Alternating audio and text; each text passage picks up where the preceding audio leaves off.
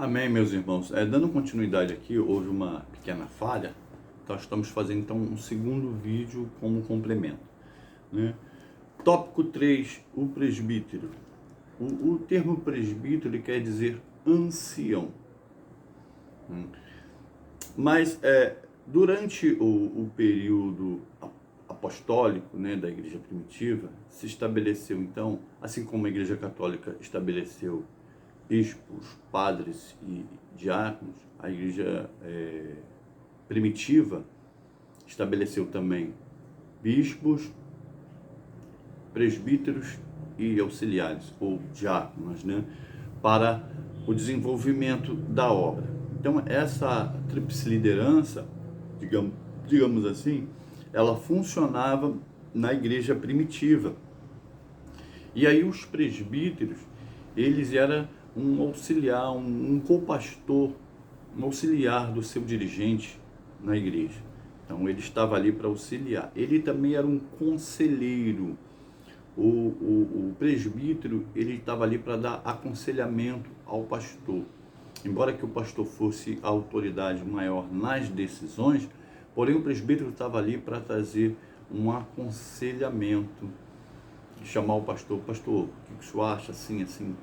Bom, e para nós ter um conselheiro, eu pergunto a você, qual conselheiro que você colocaria para estar cerrando fileira contigo nessa obra?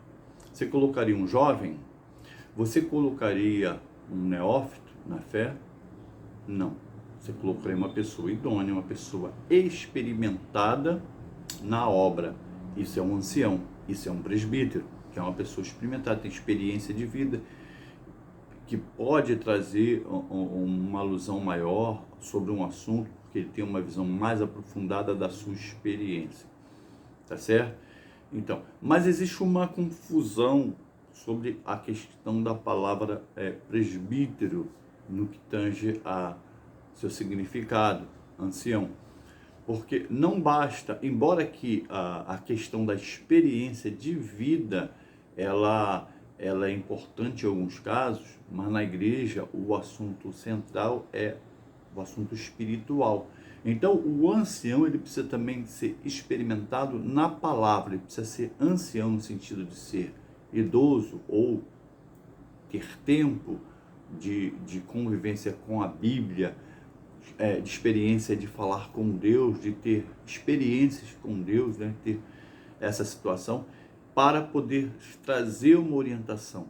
Então, muitas das vezes, esse presbítero, ele não necessariamente precisa ser uma pessoa, aquele velhinho da igreja, mas uma pessoa que tenha algum tempo já de evangelho e nesse tempo ele seja uma pessoa experimentada espiritualmente para trazer um bom aconselhamento. E entendemos que a decisão cabe então ao pastor, né? A gente vê aquele episódio lá de Roboão, né?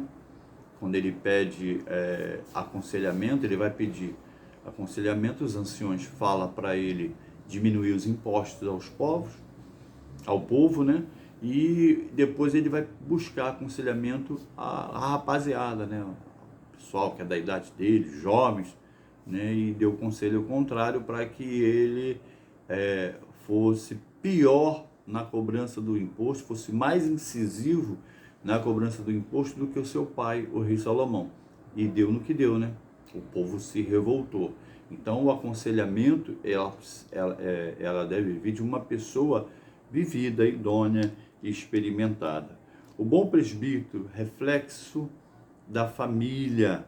O bom presbítero precisa não só ter o seu bom testemunho, mas o bom testemunho da sua família. Olha o que diz Tito, capítulo 1, verso 6. Aquele que for irrepreensível, marido de uma mulher, que tenha filhos fiéis. Os filhos precisam ser fiéis a Deus, fiéis às autoridades do pai, como presbítero, as autoridades eclesiásticas e todo o cunho de autoridade que a Bíblia ensina que nós devemos respeitar e obedecer, né? E para terminar, zelando pela palavra. Ao presbítero cabe estar atento às entradas de heresias na igreja. O presbítero é para isso, para sinalizar ao pastor uma possível heresia que possa estar entrando, gerando. Mas o pastor não é para ver isso? Sim, é para o pastor estar atento a essas coisas. Porém, o pastor, ele tem muitos afazeres, muita responsabilidade dentro de uma igreja, né?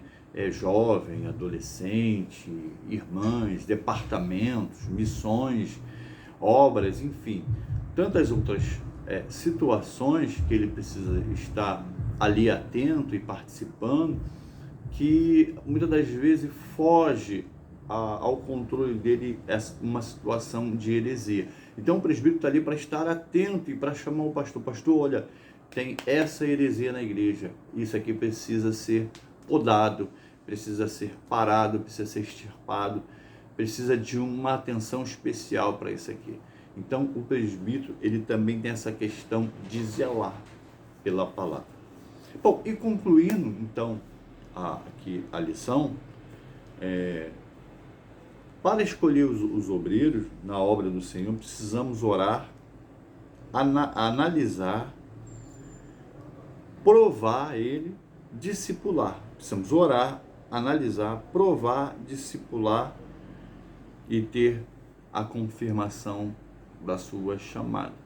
Não pode ser escolhido aleatoriamente.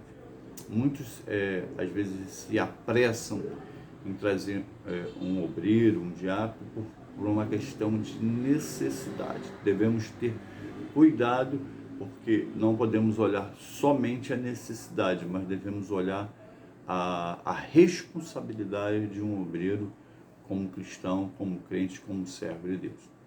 A paz do Senhor. Desculpa aí pelo esse vídeo auxiliar, porque houve um problema aqui técnico, mas quero agradecer a todos. Participa lá com a gente, dá o seu like, dá seu comentário, inscreva-se no nosso canal. Estaremos em breve voltando com mais um vídeo, com mais uma lição. A paz do Senhor, até semana que vem.